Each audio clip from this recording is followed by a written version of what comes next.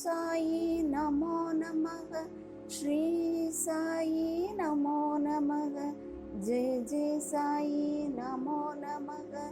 சத்குரு சாயி நமோ நமக. ஓம் சாய்ராம். அத்தியாயம் 1. நமஸ்காரங்கள். பாபா கோதுமை மாவு அரைத்த நிகழ்ச்சியும் அதன் தத்துவ உட்கருத்தும். பிரதானமானதும் மிக்க மரியாதை உள்ளதுமான வழக்கத்தின்படி ஹேமந்த் பந்த் இந்த சாயி சத்சரிதத்தை பல்வேறு நமஸ்காரங்களுடன் எழுத ஆரம்பிக்கிறார். முதலில் எல்லாவித இடையூறுகளையும் நீக்குதற் பொருட்டாகவும் தன் பணி வெற்றியுறவும் 5 கரத்தனை யானை முகத்தனை மிக்க பணிவுடன் தலைதாழ்த்தி வணங்குகிறார். ஸ்ரீ சிரடி சாயியே கணபதி என்றும் கூறுகிறார். பின்னர் தன் மனதிலே உதித்த எண்ணங்களை உயர்த்தி உணர்வூட்ட தம் தாய் சரஸ்வதியை நமஸ்கரிக்கின்றார். ஸ்ரீ சாயி அறிவின் தெய்வமே என்றும் அவரே தன் வாழ்க்கை கீதத்தை அழகுடன் பாடுகிறார் என்றும் கூறுகிறார். ஆக்கல், காத்தல், அழித்தல் என்னும் முத்தொழிலையும் முறையே நிகழ்த்தும் பிரம்மா, விஷ்ணு, சங்கரன் ஆகியோரையும் வணங்கி சாய்நாதர் அவர்களுடன் ஒன்றானவர் என்றும் சம்சாரம் என்னும் ஆற்றினை நாம் தாண்ட நம்மை சுமந்து செல்ல வல்ல மாபெரும் சத்குரு என்றும் விளம்பி, பின்னர் பரசுராமரால் கடலினின்று உயர்த்தப்பட்ட கொங்கண தேசத்தில் அவதரித்து தம்மை காக்கும் தம் குலதெய்வமான நாராயண், ஆதிநாத் மற்றும் குடும்பத்தின் ஆதி புருஷரையும் நமஸ்கரித்து, பின்னர் தனது கோத்திரத்தில் அவதரித்த பரத்வாஜ முனிவரையும் பல்வேறு ரிஷிகளான யக்ஞவல்க்யர், பிருகு, பராசரர், நாரதர், வேதவியாசர், ஜனகர், ஜனந்தனர், ஜனத்குமாரர், சுகர், சௌனகர்,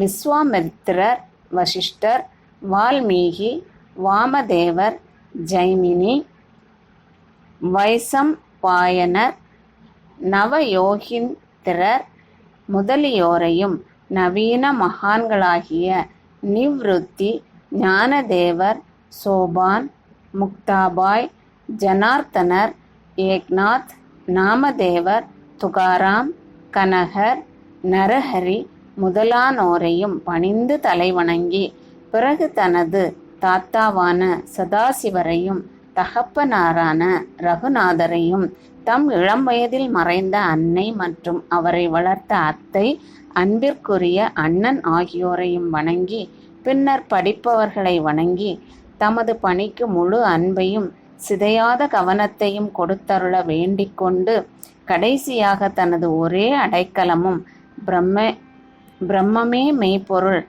பாரனைத்தும் மாயத் தோற்றம் என்று தனக்கு உணர்விக்கின்ற ஸ்ரீ தத்தாத்ரேயர் அவதாரமான சத்குரு ஸ்ரீ சாய்பாபா அவர்களை நமஸ்கரித்து அங்கனமே எம்பெருமான் வதியும் எல்லா ஜீவராசிகளையும் வணங்கி துதிக்கின்றார். பராசரர், வியாசர், சாண்டில்யர் முதலியோரது கருத்தின்படி பக்தியால் பலகாலும் துதித்தவற்றை சுருக்கமாக கூறிய பின்பு ஆசிரியர் பின்வரும் நிகழ்ச்சியை விவரிக்கின்றார். 1910ஆம் ஆண்டிற்கு பின் எப்போதோ ஒரு நாள் நல்ல காலை நேரத்தில் மசூதிக்கு சாய்பாபாவை தரிசிப்பதற்காக சென்றிருந்தேன். பின்வரும் நிகழ்ச்சியை கண்ட நான் ஆச்சரியத்தால் தாக்கப்பட்டேன்.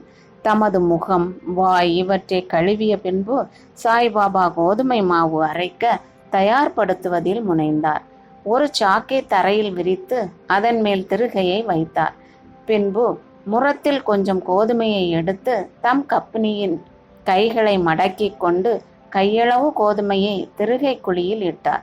திருகையை சுற்றி கோதுமையை அரைக்க தொடங்கினார்.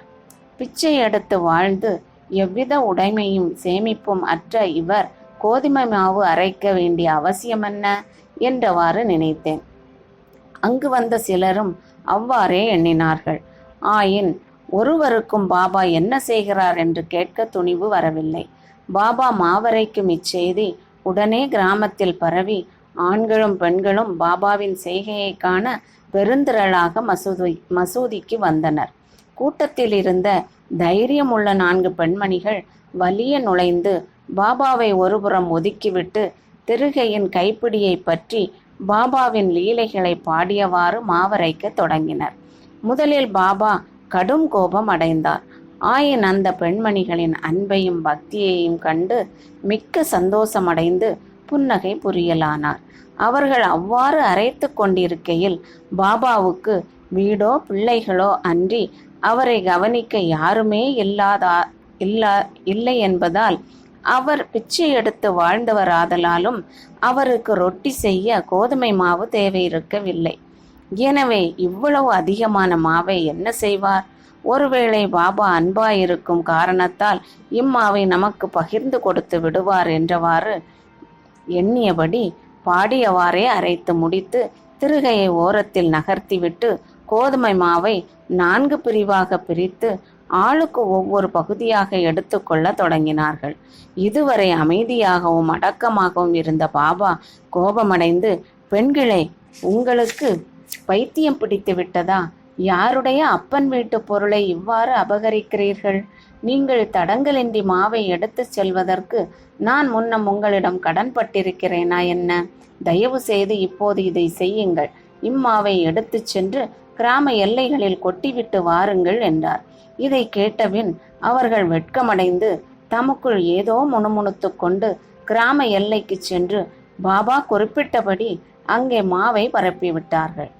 பாபா செய்த இவைகளெல்லாம் என்னவென்று சிரடி மக்களை வினைவினை. காலரா நோய் கிராமத்தில் பரவிக்கொண்டு இருப்பதாகவும் இது அதையே எதிர்க்க பாபாவின் பரிகாரமாகும் என்றும் கூறினர். கோதுமை அரைக்கப்படவில்லை, காலராவே அரைக்கப்பட்டு கிராமத்திற்கு வெளியில் கொட்டப்பட்டது.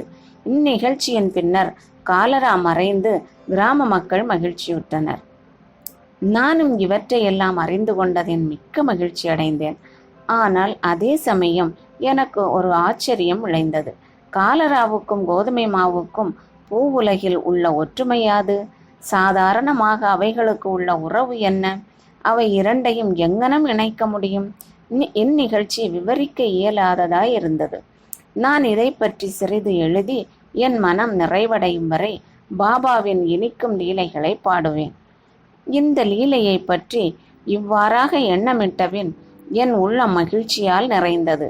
இங்கனம் நான் பாபாவின் வாழ்க்கை வரலாறான சச்சரிதத்தை எழுத உணர்ச்சியூட்டப்பட்டேன். பாபாவின் அருளூட்டும் ஆசியுடன் இப்பணி வெற்றிகரமாக நிறைவேற்றப்பட்டது என்பதையும் நாம் அறிவோம். மாவரைத்ததன் தத்துவ உட்கருத்து.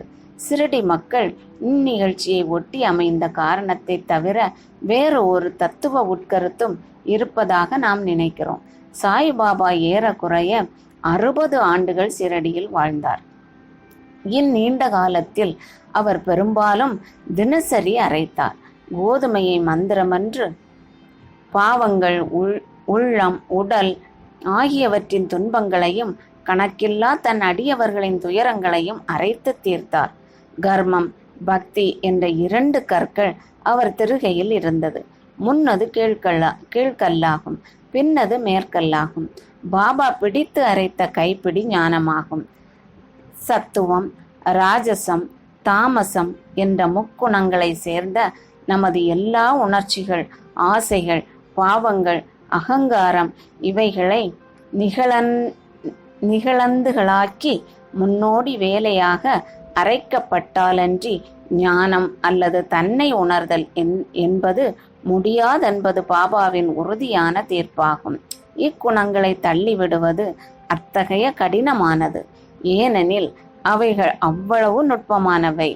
கபீரின் ஒரு நிகழ்ச்சியை இது ஞாபகம் ஊட்டுகிறது. ஒரு பெண்மணி சோளத்தை அரைத்து கொண்டிருந்ததை பார்த்துவிட்டு அவர் தன் குரு ரஞ்சனரிடம் திருகையில் இடப்பட்ட சோளத்தை போன்று இவ்வுலக வாழ்க்கை எனும் திருகையாலே நசுக்கப்படும் போது நான் அஞ்சுவதனால் அழுகிறேன் என்று கூறினார். நிபத்தரஞ்சன், பயப்படாதே, நான் செய்வது போல் திருகையில் உள்ள ஞானமெனும் பிடியை பிடித்துக்கொள், அதிலிருந்து நெடுந்தூரம் சென்று தெரியாதே, ஆயின் உட்புறமாக திரும்பு, அப்போது நீ காப்பாற்றப்படுவது நிச்சயம் என்று பதிலளித்தாராம். ஸ்ரீ சாயியை பணிக. அனைவருக்கும் சாந்தி நிலவட்டும். ஓம் சாய்ராம்.